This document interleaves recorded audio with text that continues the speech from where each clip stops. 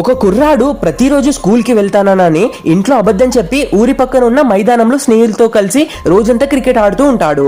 కానీ ఈ విషయం ఇంట్లో తెలిసిపోవడంతో అతనికి అండ్ మిగతా పిల్లలందరికీ వాళ్ళ పేరెంట్స్ నుంచి సాలిడ్ గా పూజ జరుగుతుంది.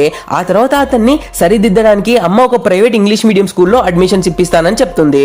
అది వినగానే ఆ కుర్రాడు ఏడుస్తూనే నవ్వడం స్టార్ట్ చేస్తాడు. ఎందుకంటే అతనికి నచ్చిన గర్ల్ ఫ్రెండ్ కూడా అదే స్కూల్లో చదువుతుంది కాబట్టి.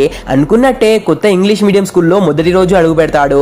కానీ అక్కడ ఉన్న కొందరు సీనియర్లు వీడిని రుచి ర్యాగింగ్ చేయడానికి పిలిచి కింద పడేసి ఏడిపిస్తారు. సరిగ్గా అప్పుడే వీడికి నచ్చిన అమ్మాయి అక్కడ నుంచి వెళ్తుంటే ఆ ర్యాగింగ్ కూడా పట్టించుకోకుండా ఆ అమ్మాయి వెనకాలే పరిగెడతాడు. స్కూల్లో వందలాది మంది పిల్లలున్నా ఆమె కోసమే వెతుకుతూనే ఉంటాడు. ఒకరోజు ఆ స్కూల్ గ్రౌండ్ లో క్రికెట్ ఆడుతూ ఉండగా వీడు కొట్టిన బాల్ అనుకోకుండా సరిగ్గా ఆ అమ్మాయి మూతికే బలంగా తగులుతుంది. దాంతో ఆమె తీవ్రంగా గాయపడుతుంది. టీచర్లందరూ కలిసి ఆ అమ్మాయిని హాస్పిటల్ కి తీసుకెళ్లగా కోపంతో ఉన్న సీనియర్లందరూ కలిసి ఈ కుర్రాన్ని గట్టిగా బాధేస్తారు. అయితే దెబ్బల కంటే కూడా తన వల్ల ఆ అమ్మాయికి గాయమైందనే బాధే అతన్ని ఎక్కువ కలిసి వేస్తుంది.